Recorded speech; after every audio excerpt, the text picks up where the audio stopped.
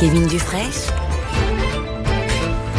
le 5-7. 6h22, vous l'avez entendu dans le journal, un premier avion rapatriant des Français depuis le Moyen-Orient est arrivé cette nuit à Paris. Des personnes vulnérables, a précisé Emmanuel Macron lors de son allocution. Environ 400 000 Français sont actuellement dans la région, plus de la moitié en Israël, des résidents, des touristes ou des personnes en voyage d'affaires. Bonjour Vincent Jacquemart. Bonjour. Président d'Irena Group, entreprise de conseil spécialisée dans les zones de conflit, présente à Dubaï notamment. Vous, ce sont des entreprises qui vous sollicitent pour exfiltrer en quelque sorte leurs salariés. Comment ça se passe ? Comment vous faites sortir ces derniers jours des Français de Dubaï ? Écoutez, principalement, on passe par la route, puisque l'aéroport aujourd'hui a un trafic très très limité, qui va probablement reprendre dans les jours qui viennent, mais pour l'instant, c'est encore très limité. Donc on passe par la route, soit vers le Sultanat d'Oman, soit vers l'Arabie Saoudite. On entendait dans le journal ces Français arrivés donc à l'aéroport Charles de Gaulle cette nuit, qui disent avoir changé 3 fois de bus pour arriver justement à Oman, puis après avoir fait une étape au Caire avant de finalement pouvoir rentrer en France. Ce voyage, il est très difficile.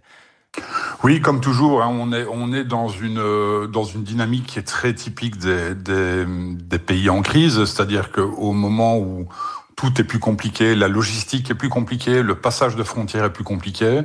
Il faut avoir les bons contacts, le bon réseau pour pouvoir assurer un transport de manière sûre et pouvoir traverser les frontières assez rapidement. Justement, quels sont vos contacts sur place ? Comment vous travaillez avec des locaux pour passer la frontière, par exemple ? Ça ne doit pas être tout à fait simple. C'est pas simple, on fait un petit peu comme les journalistes, on travaille avec l'équivalent des fixeurs, mais dans le monde de la sécurité. Donc on a évidemment des ressources avec nos partenaires locaux qui nous fournissent des véhicules si on a besoin, du personnel si on a besoin, selon la spécificité de la mission et le profil du client. Et au poste frontière, on a des contacts d'un côté et de l'autre pour faciliter le passage administratif et que ce ne soit pas trop pesant pour nos clients. L'idée, c'est d'être le plus fluide possible. Combien d'évacuations réalisées pour vous pour l'instant ? Je ne peux pas vous donner un chiffre exact, mais on en est à plusieurs dizaines là. Et est-ce que les demandes se multiplient ? Est-ce que vous avez du mal à répondre aux clients qui vous sollicitent ? Alors, on n'a pas de mal à répondre parce que ça fait quelques jours qu'on avait préparé notre structure pour absorber le flux qui allait arriver, parce qu'on savait que ça allait arriver, puisque là, on rentre quand même dans une période qui risque de durer quelques jours, voire quelques semaines, où il y a 2 typologies de clients possibles. C'est soit des personnes qui, dans l'urgence, nous contactent à travers leurs entreprises pour une évacuation immédiate, soit des entreprises qui donnent une instruction, ça peut être depuis Paris ou depuis Hambourg, une instruction de la mise en application de leur plan de gestion de crise, lequel comprend une partie évacuation. Et là, tout simplement, nous, on prend ce plan de gestion de crise, on le déroule et on évacue le personnel. Là, on parle de Dubaï. Cette guerre au Moyen-Orient est assez inédite, en tout cas ces dernières années dans la région. Ça risque de durer, elle s'est étendue. Est-ce que vous connaissez ou avez connu des situations similaires dans d'autres régions dans lesquelles vous avez pu travailler ?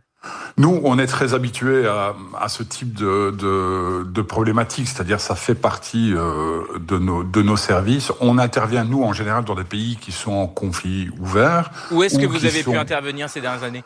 On est intervenu au Bénin il y a quelques semaines lors du coup d'État pour la mise en sécurité de ressortissants étrangers. On est intervenu en Haïti, on est intervenu au Mexique récemment, on est intervenu au Venezuela évidemment début du mois de janvier. Donc nous, on est très spécialisés dans ce type de problématique.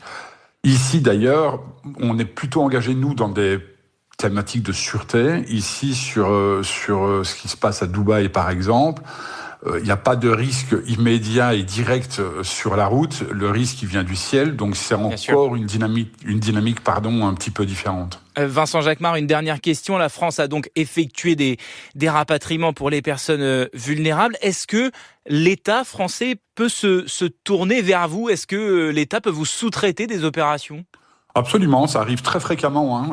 L'État va utiliser tous les moyens dont il peut disposer. Ça va être des des moyens propres, où ça va être des moyens de l'autorité du pays d'accueil ou du pays dans lequel il y a un incident, ou il peut faire appel à des acteurs privés comme nous, et il y a d'autres entreprises. Est-ce que c'est le cas là maintenant, ou est-ce que vous vous attendez à ce que ce soit le cas éventuellement ? Aujourd'hui, nos clients sur la zone sont exclusivement privés. Vincent Jacquemart, je rappelle que vous êtes président de la société Irena Group. Merci d'avoir été l'invité de France Inter ce matin.